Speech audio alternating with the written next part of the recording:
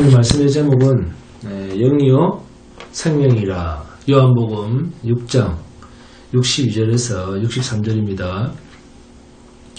그러면 너희는 인자가 이전에 있던 곳으로 올라가는 것을 본다면 어떻게 하겠느냐? 살리는 것은 영이니 육은 무익하니라. 내가 너희에게 이르마는 영이요 생명이라. 아멘.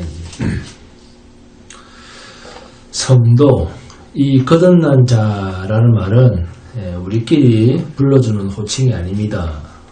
성도라는 말, 거룩할 성, 백성도, 성도라는 이 말은 하나님께서 자기 백성들을 부르시는 호칭입니다.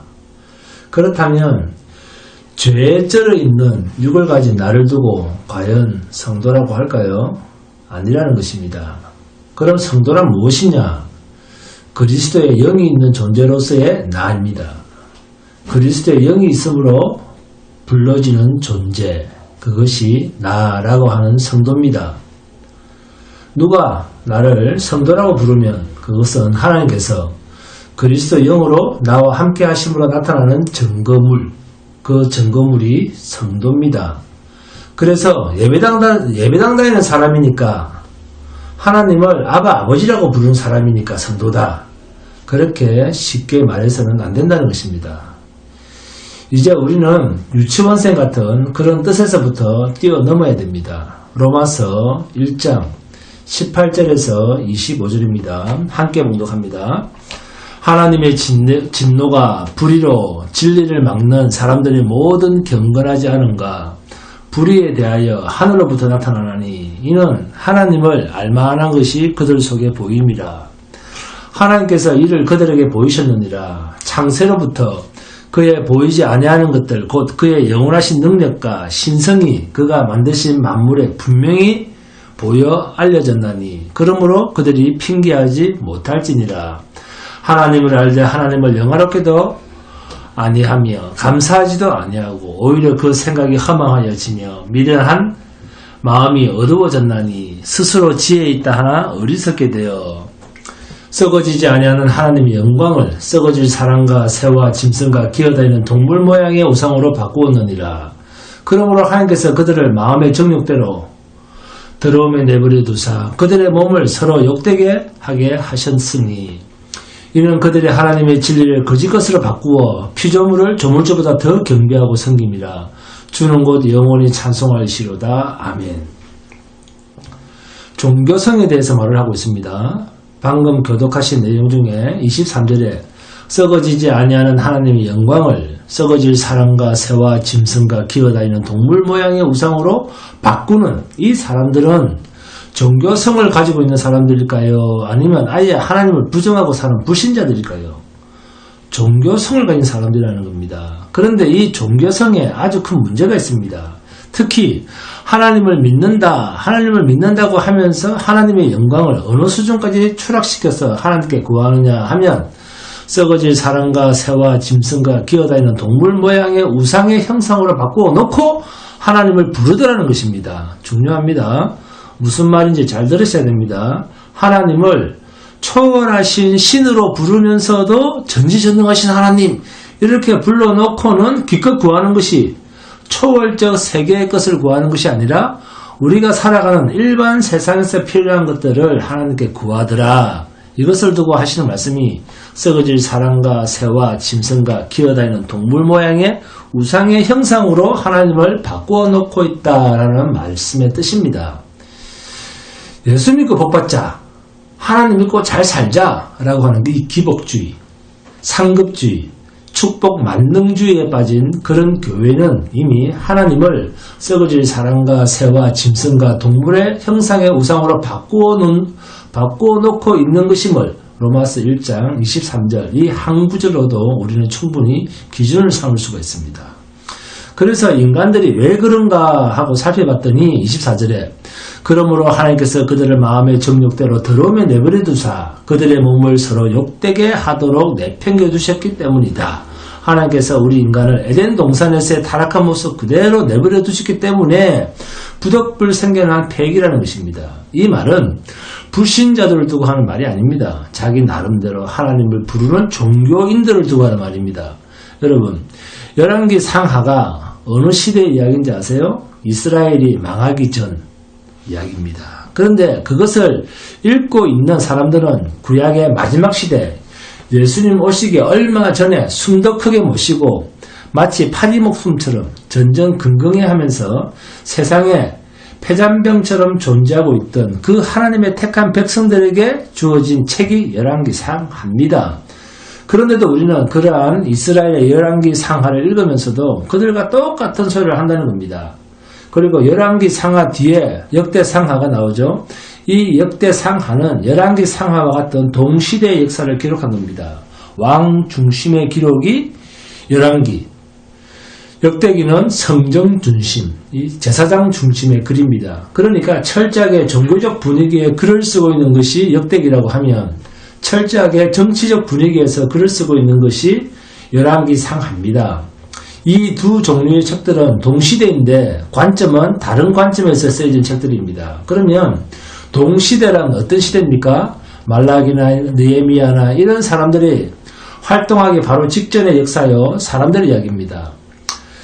말라기, 느헤미야 그러면 이스라엘이 문 닫기 전 예수님이 오시기 직전의 역사입니다. 그러니까 열왕기를 이야기한다고 해서 이스라엘 역사의 중간쯤 그렇게 시간으로 생각하시면 안 됩니다.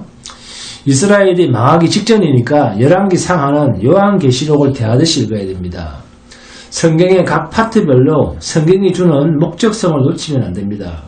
성경은 하나님의 말씀이고 하나님의 약속을 기록한 책입니다. 그러한 하나님께서 약속하신 것이 땅의 것이겠습니까? 하늘의 것이겠습니까? 하나님께서 썩어질 사람과 새와 짐승과 기어다니는 동물 모양의 우상의 형상으로 바꾸었다고 하시면서 하나님께서 분노하시는 이유가 뭐죠?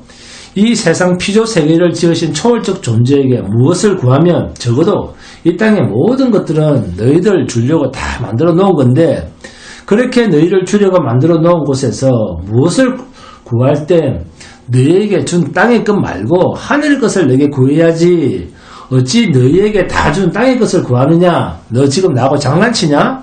바닷속에 물고기를 봐라. 물속에 물고기가 바다가 없어서 굶어 죽었다는 뉴스 들어본 적이 있느냐?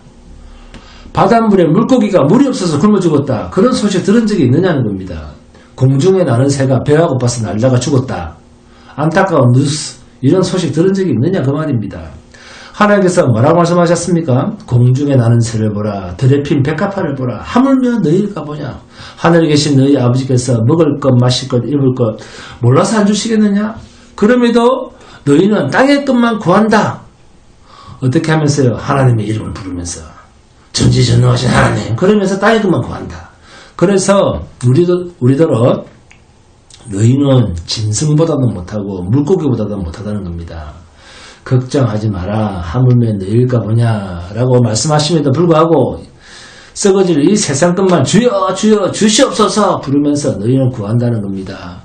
하나님이 임재하시는 교회, 예수님의 피와 살찜이 뜯겨가면서까지 세우신 교회는 생각지 아니하고 진리를 찾고 말씀을 찾고 하나님을 알려고 하지 아니한다.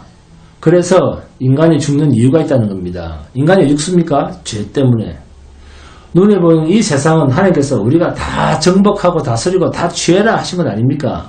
그런데도 하나님을 부르면서 이 땅의 것을 구한다는 겁니다. 이 썩어질 육신 것을 구한다는 겁니다. 믿음의 상식이라고 있으면 그런 소리 안 할 텐데 이것이 하나님의 한탄입니다. 로마서 1장 25절입니다. 이는 그들이 하나님의 진리를 거짓 것으로 바꾸어 피조물을 조물주보다 더 경배하고 섬김이라 주는 곧 영원히 찬송할 이시로다. 아멘. 주님께서 말씀하시지 않습니까? 나는 영원히 찬송받을 자야. 이 말씀에 모든 해답이 다 들어가 있습니다. 그러니까 조물주와 피조물, 거짓 것과 진리는 무엇으로 가르면 된다는 겁니까? 영원한 것이라고 하는 것을 기준으로 가리면 다 갈린다. 그러니까 피조물이라고 하는 것은 영원하지 못하다 그 말입니다. 거짓이란 영혼의 세계에 속하지 못한 것이라는 말입니다. 그래서 주께 영광을 돌린다 라는 말을 하면 눈에 보이는 이 세상과 이 세상의 것들을 가지고 성도가 아무리 성공하고 잘나고 해도 세상의 것을 다 끌어모아서 하나님께 드렸다 해도 하나님은 영광을 받지 않으신다는 겁니다. 예배당을 크게 지었습니다. 대한민국 사람을 한 곳에 다 끌어모았습니다. 대한민국 사람을 다 하나님을 믿게 했습니다. 영원하지 않은 것을, 영원하지도 않을 것을 잠시 그런다고 하나님께서 기뻐하실 것 같습니까?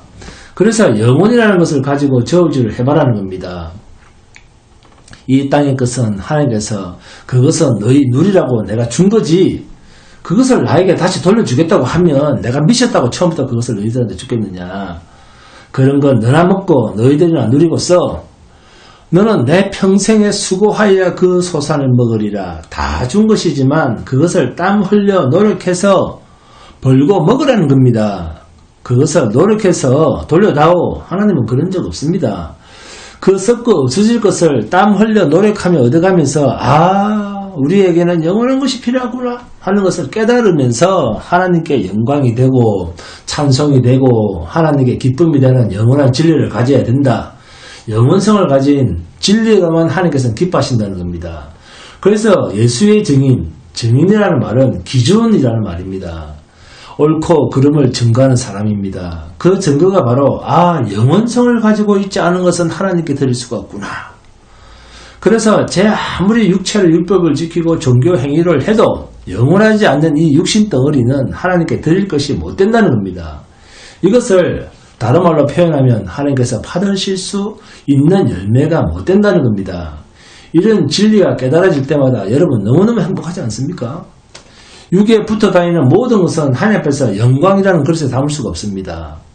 육으로 되는 모든 평가와 열매들은 하나님 앞에서 영원성을 갖지 못하기 때문에 어차피 육이 깨어지면 다 같이 소멸될 것이기 때문에 그런 것들은 하나님 앞에서 백해무익한 것들입니다. 왜요? 자신들의 정욕이 있기 때문에, 인간 욕심이 필요해서 담아놓은 것들이기 때문에 그렇습니다. 그런데 하나님께서는 욕심에 따라 하나님을 부르고 종교놀이를 하는 우리의 이런 모습을 나무라지 아니하시고 그대로 내버려두고 계십니다. 그러면 안 돼. 자유주의는 안 돼. 기복주의는 안 돼. 우리가 합시다. 여러분이 내가 돌아서야 됩니다. 우리가 라는 것을 고치라고 체벌하시면 되는데 그냥 그대로 내버려 두십니다. 내 맘대로 하도록. 왜요? 왜죠? 네 멋대로 살다가 뒤져라 그 말입니다.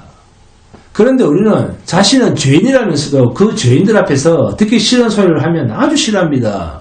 죄인인데 왜 듣기 싫은 소리를 싫어할까요? 오히려 죄인이 재밌고 즐겁고 듣기 좋은 설교를 환호합니다. 죄인이면 듣기 싫은 설교를 좋아해야 되는데 이상하죠? 사실 우리는 주님으로부터 싫은 소리를 들어도 싼 존재들 아닙니까? 하나님이 우리가 듣기 싫은 말씀을 해도 우리는 자기를 쉽게 포기하지 못할 정도로 여전히 자신을 신뢰하는 악함이, 하나님을 대적하는 악함이 우리 안에 있습니다. 그러면 진리를 듣기 싫어하는 그것은 우리의 속 사람일까요? 아닙니다. 우리의 이 육신이라고 하는 감정, 이 감정이 싫어한다는 겁니다. 그래서 로마서 1장 26절입니다. 이 때문에 하나님께서 우리를 부끄러운 욕심에 내버려 두셨으니 왜 하나님을 진리를 거짓으로 피조물을 조물주보다 더 경배하고 영원한 것보다 왜 한시적인 이 땅의 것을 더 목을 달아매고 썩어질 것과 짐승과 버러지 형상의 우상 수준으로 하나님을 뭉개버리는 것을 인간들은 왜 더 좋아하는가? 그 이유를 보니까 뭐죠? 부끄러운 욕심 때문에. 부끄러운 욕심. 이 무슨 말이죠? 자신의 죄를 사랑과 하나님 앞에서 자신의 죄된 그 모습을 가리려고. 그래서 예수님께서 하신 말씀이 있죠. 사람들 앞에서 상을 얻으려고 자기의 의를 행치 않도록 주의하라. 여기서 동원되는 낱말들은 전부 다 자기 자신입니다. 그러니까 모든 의를 다 행하는데 자기 자신의 부끄러움을 감추고 그 반대로 하나님과 사람 앞에서 자기의 잘남을 드러내려고 사용하기 때문이라는 겁니다. 그럼에도 우리는 썩어질 사랑과 금수와 버려진 우상 형상과 하나님을 바꾸었다. 그러니까 이 말을 우리의 육신에 필요한 세상 것이라는 무력, 정욕, 탐욕 이런 쪽으로만 자꾸 생각하시는데 그것도 있지만 그보다는 인간의 거룩한 종교심을 두고 하는 말입니다. 예수 믿었는데 한번 거룩하게 잘 살아보자. 그러면 사람들은 박수를 치고 막 환호를 합니다. 왜? 세상에는 거룩보다 더 탁월한 게 없거든요. 인간 모두는 죄 아래에 있는데 그 죄 아래에 있는 자들 중 어느 한 사람이 다른 사람보다 더 나은 모습, 거룩한 모습으로 보여지면 그 사람 앞에서는 제 아무리 자본주의지만 돈도 지식도 권세도 힘도 영광도 그 사람의 거룩 앞에서 그 사람의 종교성 앞에서는 머리를 숙이면서 쪽도 못 핍니다. 머리를 숙입니다. 그러니까 이 거룩이라는 무기가 피조물인 우리 인간들에게서는 최고의 주눅이 들게 하는 무기라는 겁니다. 그런데 이것을 누가 사용합니까? 마귀, 광명의 천사, 이 귀신입니다. 광명의 천사, 마귀라는 말은 가장 사람들에게 거룩성을 가지고 다가오는 가장 악랄한 영적인 존재, 그 말입니다. 그래서 자신의 종교적 행동 때문에 또는 자신의 행동을 보면서 내가 자꾸 이러는 것을 보니까 하나님의 백성이 아닐 수 있겠다, 그렇게 생각하시면 안 됩니다. 하나님을 내 편에서 내 행동으로 생각하고 인정하려고 하면 종교놀이밖에 안 나옵니다. 초월적 존재를 피조물의 육체로 인지하고 인정하려고 한다면 그게 가능하겠습니까? 그런데도 그걸 하려고 하니까 종교놀이를 하는 거예요. 더 구체적으로 설명을 하면 우리가 내가 하는 짓은 늘 죄짓는 일이 다반사인데 내가 이래가지고 거룩한 하나님이랑 어떻게 함께 한다는 말이지? 자기 의를 가지고 하나님의 존재 여부를 판단하려고 생각하는 그 자체가 자신이 하나님이라는 겁니다. 이런 사람 의외로 많이 있습니다. 교회 안에. 그럼 여러분, 하나님이 나와 함께 하심을 어떻게 확인하면 좋겠습니까? 마태복음 1장 21절에서 23절입니다. 함께 봉독합니다. 아들을 낳으리니 이름을 예수로 하라. 이는 그가 자기 백성을 그들의 죄에서 구원할 자심이니라 하니라. 이 모든 일이 된 것은 주께서 선지자로 하신 말씀을 이루려 하심이니 이르시되 보라 처녀가 잉태하여 아들을 낳을 것이요 그의 이름은 임마누엘이라 하리라 하셨으니 이를 번역한 적 하나님이 우리와 함께 계시다 함이라. 아멘. 내 아들을 삼을 자가 마리아 속에 잉태되어 있다. 곧 세상에 나올 것이다. 그런데 그가 자기 백성을 그들의 죄에서 구원할 자다. 그러니 그 이름을 예수라 하라. 이름까지 가브리엘 천사가 알려줍니다. 그러면서 처녀가 잉태하여 아들을 낳을 것이요 그의 이름을 임마누엘이라 하리라 하면, 이 말은 구약의 이사야 선지자에게 이미 알려준 이야기입니다. 이 말을 번역한 적 임마누엘, 하나님이 우리와 함께 계시다라는 뜻입니다. 하나님은 눈에 보이지 않습니다. 영적 존재입니다. 그렇죠? 그 하나님이 우리와 함께 계시다라는 그 증거가 바로 예수 그리스도라는 겁니다. 창세기를 보면 하와가 나옵니다. 그런데 이름은 하와인데 이 하와가 아담입니다. 왜요? 아담에게서 나왔으니까. 너는 내 뼈 중에 뼈요 살 중에 살이다. 아담이 상대를 하와라 불러놓고는 말하기를 뼈, 살, 그 이상으로 똑같네. 너는 내다. 이렇게 말을 합니다. 하와 너는 나다. 아담이다. 하와가 믿거나 말거나 아담이 한 말입니다. 그때 하와가 뭐라고? 이게 미쳤나? 어디 증명해봐. 그러면서 아담한테 따졌습니까? 죄 없는 하나님과 동행하는 영역 속에서 아담의 말을 그대로 순순히 받아들이고 믿으면서 아담을 돕는 배필이 됩니다. 여기서 하와가 믿으면 뭐라고 안 믿는다고 어떡하겠습니까? 아담은 자기 몸에서 난 자를 아담이라고 말을 합니다. 제가 왜 이 창세기 이야기를 할까요? 그만큼 어려운 이야기라는 겁니다. 인간이 인지적으로 안다라고 하는 이 인지 과정을 거쳐서 인정하려고 하면 안 되는 부분이 믿음이기 때문에 아담 이야기를 예로 드는 거예요. 주양기자매, 너 서인미 권사 딸이다. 인정하니? 너 서인미 권사 딸이거든? 인정하니? 이런 막연한 질문도 들어보니까 어떻습니까? 너 서인미 권사 딸인 거 뭐로 증명할래? 뭐로 설명할래? 그럴 때 목사님, 우리 부모인 거 알려면 DNA 검사하면 알잖아요. 우리는 육체의 아버지, 엄마가 자식을 낳아서 너는 내 아들이고 내 자식이야 라는 말은 그렇게 쉽게 믿는데 왜 하나님이 나를 낳았다는 이 놀랍고 위대하고 감사한 이야기는 도대체 왜 그렇게도 못 믿어야 할까요? 세상 사람들이 어떤 반응을 보이든 하나님의 아들이 계시다. 하늘에 우리 아버지가 계시다. 그 하나님이 나를 낳으셨다 라는 이 말은 성도라면 여러분 엄마가 나를 낳아줬다. 엄마는 내 몸이 맞다. 예? 라는 이 말보다는 훨씬 더 확실하고 분명한 일입니다.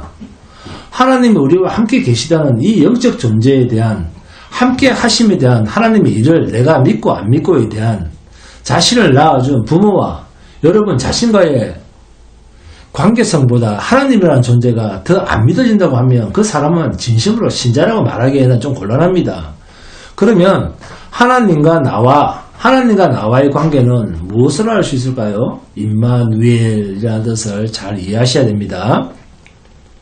언중유골, 말 속에 뼈가 있는 아주 고약한 말입니다. 임마누엘, 하나님께서 우리와 함께 계신다. 너무나 좋은 말씀이죠. 그런데 실제 이 말 안의 뜻을 살펴보면 너무너무 끔찍한 사건들로 감싸있습니다. 그래서 더욱더 이 임마누엘이라는 말씀의 뜻을 우리가 제대로 알아야지 하나님이 우리 안에 함께 하심으로써 우리 인생이 역동적으로 발생될 수밖에 없는 일들을 우리 스스로가 감각을 가지고 내가 이래서 하나님이 나와 함께 하시는구나 라고 하는 이 고백을 하면서 당당하게 살아갈 수가 있고 거듭난 존재, 성도, 나라고 하는 존재가 어떤 존재인가 하는 것을 살면서 더욱더 깊이 잘 알게 됩니다. 하나님이 우리와 함께 계시다라고 하는 이 임마누엘의 가장 먼저 된 예표를 성경은 누구와 누구의 관계를 말하고 있습니까? 그리스도와 교회입니다. 하나님이 아담을 만드시고 아담과 함께 동산을 거니셨습니다. 그러시다가 사람이 독처하는 것이 보기에 좋지 못하다 하셨습니다. 사실 아담이 혼자 있었습니까? 하나님과 함께 있었습니다. 그럼에도 우리는 성경을 읽어도 하와가 만들어지기 전까지 아담이 혼자 있었다. 얼마나 외로웠을까? 이것이 바로 영적인 존재에 대한 육을 가진 존재들의 생각의 한계입니다. 아담 혼자 있는 것이 좋지 못하다. 그러시면서 하나님이 아담과 함께하고 계심을 구체적으로 보여준 사건이 하와를 만들어주는 사건입니다. 이 하와의 탄생을 통해서 하나님께서 아담에게 내가 너와 함께 한다는 이 사실을 말씀으로 구체화시킨 것이 하와의 탄생입니다. 그런데 하나님께서는 아담에게 당신님이 아담과 함께 하심을 무엇으로 나타냈는가 하면 아담을 죽입니다. 이것이 잠들게 함에입니다. 하나님이 아담을 죽입니다. 그런데 죽은 그 아담의 몸에서 생명 하나가 짠하고 나타납니다.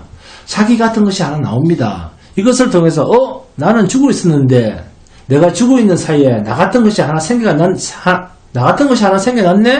누가 하신 일입니까? 내 육의 눈에는 보이지 않았는데 하나님이 나와 함께 하셔서 하와가 생긴 것입니다. 아멘. 이것이 임마누엘입니다. 임마누엘, 하나님이 함께 하신다. 그런데 우리는 내 안의 영과 하나님의 영, 1 더하기 1은 2. 이렇게 임마누엘을 생각한다는 겁니다. 그렇게 생각하니까 하나님이 함께 하심에 대하여 내 편에서 확인되어지고 내 편에서 인지되어지고 내 편에서 접촉되어지는 그것을 계속 추구할 수밖에 없는 어리석은 종교인의 자리에 늘 머물게 있게 되는 겁니다. 하나님이 일하시는 것은 영적 존재이기 때문에 아담을 죽여놓고도 나타난 것은 2가 아니라 1 더하기 1은 1이었습니다.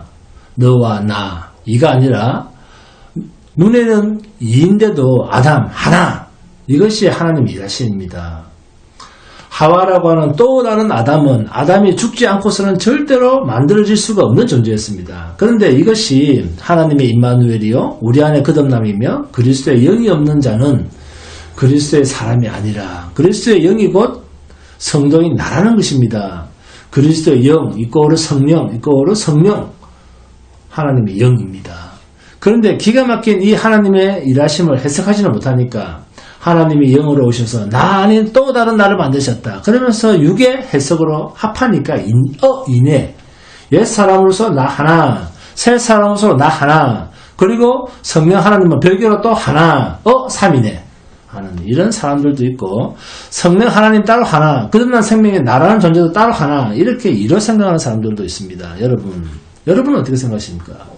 하나님이 나랑 함께 계신다는 것은 나를 죽여놓고 하나님 앞에 연결시킨 나라는 존재는 인정 안 하고 그 말입니다. 이걸 알지 못하니까 거듭났습니까? 이런 이단들 질문에 찍소리도 못하고 뭔 소리도 못 알아듣는다는 겁니다. 그러니까 하나님께서 우리와 함께 계시다. 임마누엘이라는 말은 곧 내게 있는 유한한 것, 내게 있는 눈에 보이는 이 세상에 존재된 것을 빼앗아 가시고 그 자리에 영원한 것으로 바꾸어서 대체시켜 놓는 것을 임마누엘, 하나님이 나와 함께 계시다라는 말로 썼다는 겁니다. 그래서 이사야서 8장 1절을 보시면 마헬 살랄 하스바스, 노략이 속함이라는 말이 있는데 이게 무슨 말인가 하면 징계를 해서 빼앗아서 준다, 빼앗아서 회복시킨다, 빼앗고 주신다라는 말씀입니다. 구약의 모든 하나님의 백성들의 역사는 항상 그랬습니다. 그 첫 번째가 출애굽이었습니다. 애굽에서 종살이했던 하나님의 백성들을 하나님께서 그곳에서 끄집어내셨으면 그냥 바로 가나안 땅으로 넣으시면 됩니다. 그런데 어디로 갑니까? 광야로 갑니다. 뭐하러 갑니까? 옛 사람을 다 벗겨서 죽이는 시간으로 40년을 보냅니다. 이것이 마헬 살랄 하스바스 노략의 속함입니다. 광야 40년 옛 사람을 빼앗아가는 시간입니다. 이것을 선지자 시대 때는 남은 자는 뭐죠? 이방에 쫓아보내서 완전히 그곳에서 초죽음을 시킨 후 다시 고토로 돌아오는 자, 초죽음으로 죽여놓고 끄집어내 온다 그 말입니다. 이것이 마헬 살랄 하스바스, 패대기를 치고 새롭게 해서 데리고 들어온다 그 말입니다. 그러니까 오래전 이스라엘이 출애굽하는 사건에서부터 이미 자기 백성에게는 하나님께서 죄된 세상의 옛것은 다 빼앗는 과정을 거쳐서 그 자리를 새 것으로 바꾸는 것, 이것이 하나님이 자기 백성들과 함께 하심의 증거입니다. 하나님의 함께 하심은 1+1은 2가 되어야 되는데 그것이 아니라 우리의 썩어질 피조물 옛것, 한정된 옛것을 벗고 영원한 것, 새 것으로 입는 그것으로 하나님은 우리와 함께 하신다는 임마누엘이라는 단어를 사용하신다 하는 겁니다. 함께 하니까 1+1은 2, 이것이 아니라 항상 1+1은 1이다.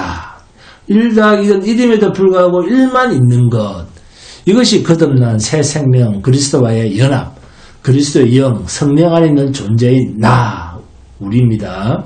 그래서 구약 성경의 끝 말라기서 2장 15절에 보시면 그에게는 영이 충만하였으나 오직 하나를 만들지 아니하셨느냐, 어찌하여 하나만 만드셨느냐, 이는 경건한 자손을 얻고자 하시리라. 아멘.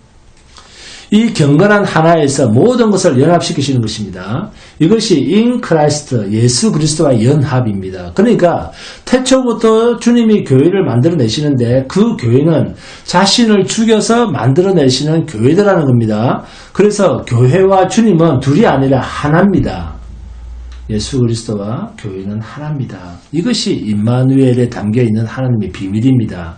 이 이야기를 현대 교회 분쟁으로 말을 해본다면 주님이 필요 사신 교회라고 말은 해놓고 평소에는 교회에서 서로 사랑합시다, 사랑합니다, 막 은혜 받았습니다, 그리고 서로 허물은 덮어줍시다, 덮음이 어떻고 하다가 막상 교회에서 싸움이 나고 분쟁이 생기면 얼마나 서로를 적대시하다가 두 조각을 냅니까? 서로 욕을 하고 싸우다가 예배당에 남은 자는 복받은 놈, 그리고 성질나서 그 교회에서 나가는 사람은 패잔병, 이렇게 생각을 합니다. 정말 그럴까요? 쫓겨남이란 어떤 것인지 한번 보시겠습니다. 신명기 30장 3절 4절입니다. 함께 공독합니다. 내 하나님 여호와께서 마음을 돌이키시고 너를 긍휼히 여기사 포로에서 돌아오게 하시되 내 하나님 여호와께서 흩으신 그 모든 백성 중에서 너를 모시리니 하면 자기 백성은 먼저 뭘 한다는 겁니까? 흩으신다는 겁니다. 쫓아내신다는 겁니다. 그리고 4절에 내 쫓겨난 자들이 하늘가에 있을지라도 내 하나님 여호와께서 거기서 너를 모으실 것이며 거기서부터 너를 이끄실 것이라. 아멘. 거짓된 그 자리에 남은 놈이 은혜 받은 놈이고 복 받은 놈인 줄 알았는데 아니라는 겁니다. 흩으심을 당한 자들이, 포로로 잡혀간 자들이 하나님의 보호하심을 받은 백성, 하나님과 함께하는 백성, 임마누엘이라는 겁니다. 3절에 내 하나님 여호와께서 흩으신 그 모든 백성 중에서 너를 모으시리니 하면 이 말씀이 임마누엘, 여호와께서 함께하심을 입은 자의 인생이라는 것입니다. 흩음 당하고 깨어짐을 당하고 쪽박을 차고 난 후에 하나님께서 새 것으로 쪽박 찼던 옛것들, 유한한 것들을 다 벗게 하시고 영원한 것만 새롭게 담아서 우리를 붙들고 가는 것, 이것이 임마누엘이라는 말 속에 담겨있는 하나님이 우리와 함께 하심의 비밀입니다. 그래서 4절에 내 쫓겨난 자들이 하늘가에 있을지라도 내 하나님 여호와께서 거기서 너를 모으실 것이며 거기서부터 너를 이끄실 것이라 하면 하나님의 신실하심을 이야기합니다. 느헤미야 1장 8절에서 10절입니다. 함께 봉독합니다. 느헤미야서는 바벨론의 포로가 되어서 이스라엘이 초토화되어 이제는 더 이상 다윗 왕국은 회복될 수 없다라는 그 절망 가운데 있을 때 하나님께서 쓰신 선지자가 느헤미야입니다. 느헤미야서 1장 8절에서 10절입니다. 여쪽에 주께서 주의 종 모세에게 명령하여 이르시되 만일 너희가 범죄하면 내가 너희를 여러 나라 가운데 흩을 것이요 만일 내게로 돌아와 내 계명을 지켜 행하면 너희 쫓긴 자가 하늘 끝에 있을지라도 내가 거기서부터 그들을 모아 내 이름을 두려고 택한 곳에 돌아오게 하리라 하신 말씀을 이제 청하건대 기억하옵소서. 이들은 주께서 일찍이 큰 권능과 강한 손으로 구속하신 주의 종들이여 주의 백성이니이다. 아멘. 주님, 주께서 큰 권능과 강한 손으로 구원해 주신 그 백성들 아닙니까? 그 출애굽의 신약에 가서 보니까 그리스도께서 우리를 대신하여 피 흘려 돌아가신 사건이었다는 겁니다. 6월절. 그 어린 양의 피가 예수 그리스도입니다. 그러니까 그리스도 예수 안에 있는 자는 우리가 어긴 모든 법을 주께서 대신 다 속량하시고 갚아주시고 대신 죽으셔서 영원한 생명으로 다시 살아나심으로 그 속량받은 자들과 함께 영원한 새 생명으로 하나 된 그 영원한 새 생명이 임마누엘 하나님이시라. 내 있는 그곳에 저들을 두리라. 이 말씀입니다. 할렐루야. 이사야서 27장 12절에 나옵니다. 너희 이스라엘 자손들아 그날에 여호와께서 창일하는 하수에서부터 애굽 시내까지 과실을 뜨는 것 같이 너희를 하나하나 모으시리라. 아멘. 흩은 백성들을 내가 다 모을 것이다. 이것이 임마누엘 마헬살랄 하스바스입니다. 내가 너를 쫓아내어 다 빼앗기게 하고 내가 다시 내 것으로 너를 채우겠다. 임마누엘입니다. 아멘. 그러니까 임마누엘 너무 좋아하지 마세요. 육은 팡팡 깨지는 이야기입니다. 육은 완전히 깨지는 것이 하나님의 백성입니다. 하나님이 함께 임마누엘 하심으로써 육이 깨지는 백성들, 이것을 다른 말로 하면 진노하시는 하나님의 손에 붙잡혀 있는 죄인들, 이거로 성도입니다. 그러면 세상에 있는 것들은요, 세상에 있는 저들은 세상에서 저렇게 살다가 다 죽어서 영원한 둘째 심판, 불심판, 지옥으로 가는 겁니다. 우리 모두도 저들과 같은 죄인들이지만 그러나 우리는 하나님의 진노의 손에 딱 붙잡혀 있습니다. 하나님의 진노의 손에 딱 붙잡혀 있는 죄인들, 임마누엘입니다. 하나님의 손에 붙잡힌 이 죄인들은 반드시 유한한 것들은 다 깨어지게 하시면서 영원한 것으로 하나님께서 새로 지으시는 존재들입니다. 이것이 신약으로 와보니까 하늘로부터 새로 태어난 생명, 아노된 거듭난 생명, 거듭남이라고 하는 말입니다. 똑같은 이것을 마태복음에서는 임마누엘, 하나님이 우리와 함께 하신다. 이것을 사도 요한의 표현으로는 거듭나지 아니하면입니다. 이 임마누엘의 하나님이 영원히 여러분과 함께 동행하시기를 주님의 이름으로 축원드립니다. 네, 찬송하시겠습니다.